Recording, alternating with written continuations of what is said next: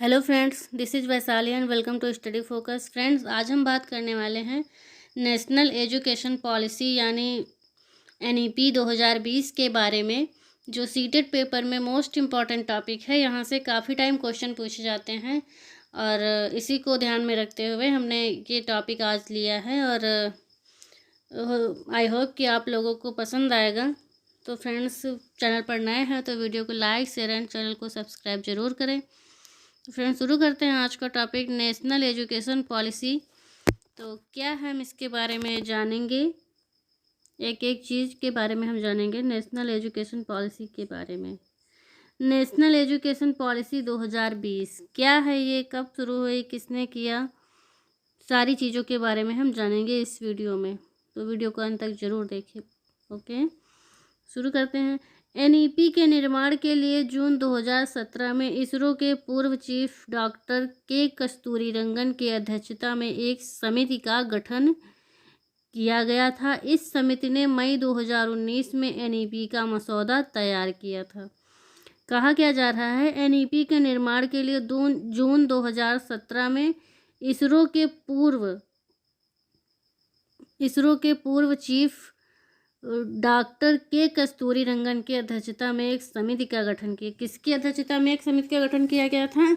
जून 2017 में इसरो के पूर्व चीफ डॉक्टर के कस्तूरीरंगन की अध्यक्षता में एक समिति का गठन किया गया था। इस समिति ने मई 2019 में एनईपी का मसौदा तैयार किया था। इस समिति ने क्या किया था? मई 2019 में एनईपी का मसौदा तैयार किया था। अगला पॉइंट आपका क्या है? एनईपी 2020 वर्ष 1968 और वर्ष 1986 के बाद स्वतंत्र भारत की तीसरी शिक्षा नीति होगी। आपसे अगर पहली शिक्षा नीति के बारे में पूछा जाए तो आपका राइट आंसर हो जाएगा 1968, और दूसरी शिक्षा नीति के बारे में पूछा जाए तो 1986, तीसरी शिक्षा नीति के बारे में पूछा जाए तो आपका राइट आंसर 2020 होगा। ओके, तीसरी शिक्षा नीति होगी। ओके, अब अगला पॉइंट है आपका, एनईपी 2020 के तहत केंद्र व राज्य सरकार के सहयोग से शिक्षा क्षेत्र पर जीडीपी के 6% हिस्से के बराबर निवेश का लक्ष्य रखा गया है।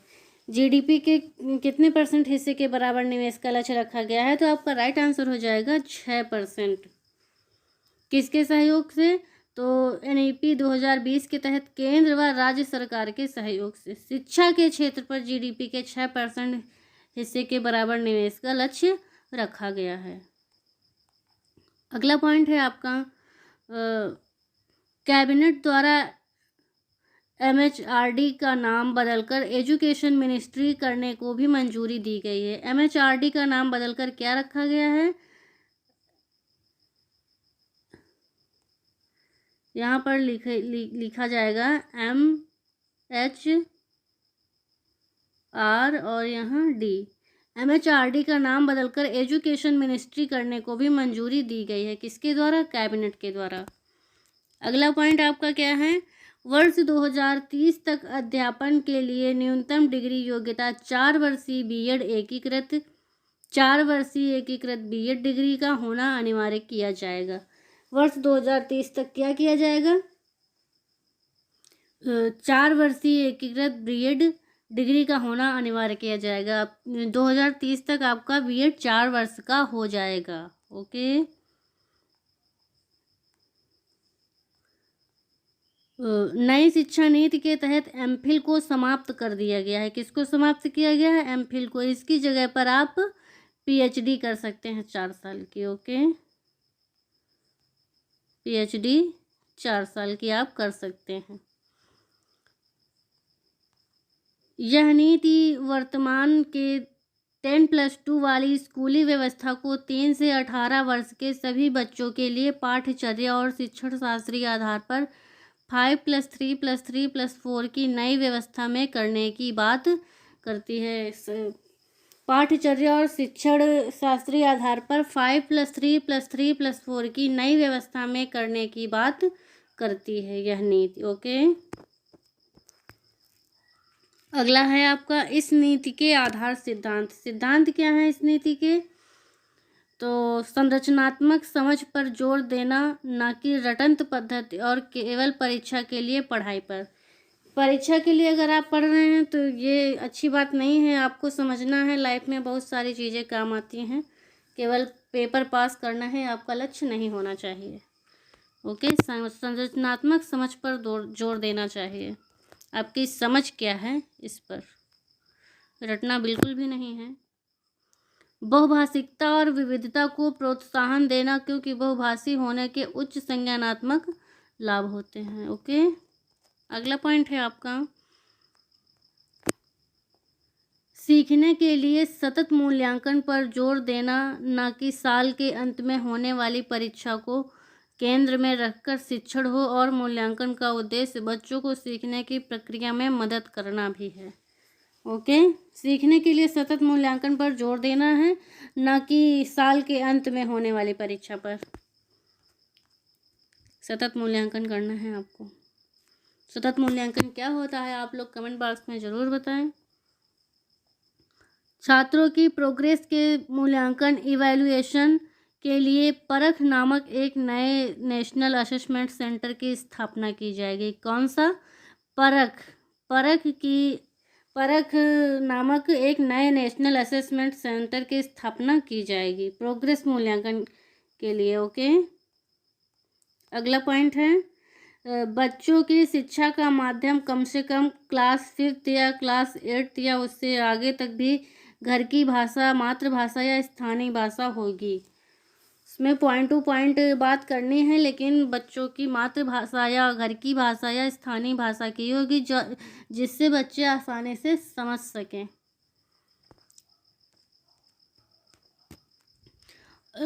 राज्य विशेष रूप से भारत के अलग अलग राज्यों में 3 लैंग्वेज फार्मूला या त्रिभाषा फार्मूला को अपनाएं, लेकिन इस फार्मूला में लचीलापन रखा जाएगा। ठीक है, त्रिभाषा सूत्र के अंतर्गत एक विकल्प के रूप में दूसरी भारतीय भाषाओं जैसे संस्कृत का अध्ययन किया जाएगा। तीसरी भाषा के रूप में संस्कृत का अध्ययन किया जाएगा। अगला पॉइंट है आपका, राष्ट्रीय शिक्षा नीति 2020 के अनुसार भारत सरकार की एक भारत श्रेष्ठ भारत पहल इस बात पर बल देती है कि विद्यार्थी अधिकांश रूप से प्रमुख भारतीय भाषाओं की उल्लेखनीय एकता के बारे में जानेंगे। ओके, उल्लेखनीय एकता के बारे में जानेंगे। अगला पॉइंट, कक्षा 6 के लिए एक अतिरिक्त भाषा के रूप में शास्त्रीय भाषा तमिल, तेलुगु, कन्नड़ा, मलयालम, ओडिशा, पाली, फारसी आदि का अध्ययन किया जाएगा। कक्षा 6 के लिए एक अतिरिक्त भाषा, इनमें से आपको जो पढ़ना हो पढ़ सकते हैं। ठीक है, अगला पॉइंट, माध्यमिक स्तर पर अतिरिक्त विकल्प के रूप में विदेशी भाषा जैसे कोरियन, जापानी, थाई, फ्रेंच, जर्मन, स्पेनिश, पुर्तगाली और रूसी का अध्ययन किया जाएगा। माध्यमिक स्तर पर इतनी भाषाएं आप माध्यमिक स्तर पर अतिरिक्त विकल्प के इतने सारे विकल्प हैं, आपको जो पढ़ना हो आप पढ़ सकते हैं। अगला है,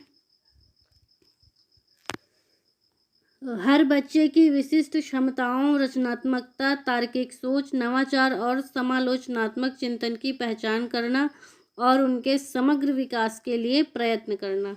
ओके, अगला है आपका समावेशी शिक्षा बराबर यानी सभी के लिए अधिगम। समावेशी शिक्षा में सभी के लिए अधिगम, सभी को समान रूप से शिक्षा। समावेशी शिक्षा की एक अलग से वीडियो हमने बनाई हुई है, जिन लोगों ने ना देखा हो वो स्टडी फोकस चैनल पर जाकर देख सकते हैं। समावेशी शिक्षा का कंप्लीट वीडियो है। अगला पॉइंट है आपका, दिव्यांगता अधिकार अधिनियम 2016 RPWD यह समावेशी शिक्षा को एक ऐसी व्यवस्था के रूप में डिफाइन करता है जहां सामान्य व दिव्यांग सभी बच्चे एक साथ सीखते हैं। जहां सामान्य व दिव्यांग सभी बच्चे एक साथ सीखते हैं। ओके, अगला है, क्लास 6 से ही शैक्षिक पाठ्यक्रम में व्यावसायिक शिक्षा को शामिल कर लिया जाएगा और इसमें इंटर्नशिप की व्यवस्था भी की जाएगी, इंटर्नशिप भी मिलेगी। व्यावसायिक शिक्षा को शामिल किया जाएगा और इसमें इंटर्नशिप की भी व्यवस्था की जाएगी। मिलेगी आपको इंटर्नशिप। पाठ्यक्रम की विषय वस्तु प्रत्येक सब्जेक्ट में कम करके इसे बेहद बुनियादी चीज़ों पर केंद्रित किया जाएगा ताकि आलोचनात्मक चिंतन, खोज आधारित चर्चा आधारित, विश्लेषण आधारित अधिगम पर जरूर ध्यान दिया जा सके। ओके, अगला पॉइंट है आपका, राष्ट्रीय पाठ्य पुस्तकें स्कूल के करिकुलम में कमी, लचीलापन और रटकर सीखने के बजाय रचनावादी सीखने के तरीके पर जोर देने के साथ साथ स्कूल की नेशनल टेक्स्ट बुक में भी बदलाव होने चाहिए। ओके, इतने सारे पॉइंट हैं आपके। ECCE means early childhood education में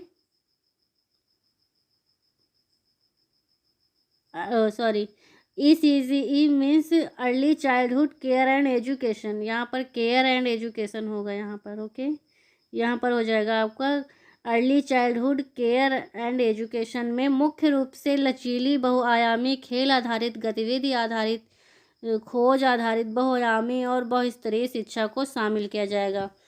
ECCE में मुख्य रूप से लचीली, बहुआयामी,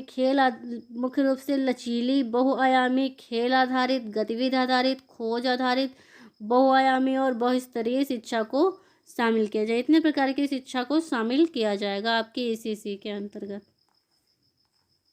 अगला पॉइंट है स्कूल तैयारी मॉड्यूल। यह एक 3 महीने का प्ले आधारित मॉड्यूल है जो NCERT और SCERT द्वारा उन बच्चों के लिए बनाया जाएगा जो क्लास 1 में एडमिशन के कुछ ही हफ्तों बाद अपने सहपाठियों से पिछड़ जाते हैं। ठीक है, अगला पॉइंट है आपका NEP 2020 के अनुसार अधिगम प्रयोगात्मक होना चाहिए जिसमें स्वयं करके सीखना और प्रत्येक सब्जेक्ट में कला और खेल को एकीकृत किया जाएगा। कला और खेल को भी शामिल किया जाएगा, एकीकृत किया जाएगा। इसमें NEP 2020 के अनुसार अधिगम प्रयोगात्मक होना चाहिए। प्रयोग करके हम सीखेंगे तो ज़्यादा सीख पाएंगे, ज़्यादा समझ सकेंगे उसके बारे में। NCERT और SCERT के मार्गदर्शन में राज्यों, केंद्र शासित प्रदेश द्वारा सभी स्टूडेंट के स्कूल बेस्ड असेसमेंट के आधार पर तैयार होने वाले और पेरेंट्स को दिए जाने वाले प्रोग्रेस कार्ड को पूरी तरह से नया स्वरूप दिया जाएगा। यह प्रोग्रेस कार्ड प्रगति पत्र एक समग्र 360 डिग्री बहुआयामी कार्ड होगा जिसमें सभी स्टूडेंट्स को संगठनात्मक और साइकोमोटर डोमेन में विकास का बारीकी से किए गए विश्लेषण का विवरण स्टूडेंट की विशेषताओं समेत दिया जाएगा। बच्चों की विशेषताओं समेत उसे साइकोमोटर डोमेन में विकास का बारीकी से किए गए विश्लेषण का विवरण स्टूडेंट की विशेषताओं समेत दिया जाएगा। जो रिपोर्ट कार्ड आपको दिया जाएगा वो बच्चों की विशेषताओं समेत दिया जाएगा। तो फ्रेंड्स, चलिए आज बस इतना ही। कैसी लगी हमारी वीडियो कमेंट बॉक्स में ज़रूर बताइएगा और वीडियो को लाइक, शेयर एंड चैनल को सब्सक्राइब जरूर करें। मिलते हैं नेक्स्ट वीडियो में, तब तक के लिए बाय बाय, टेक केयर।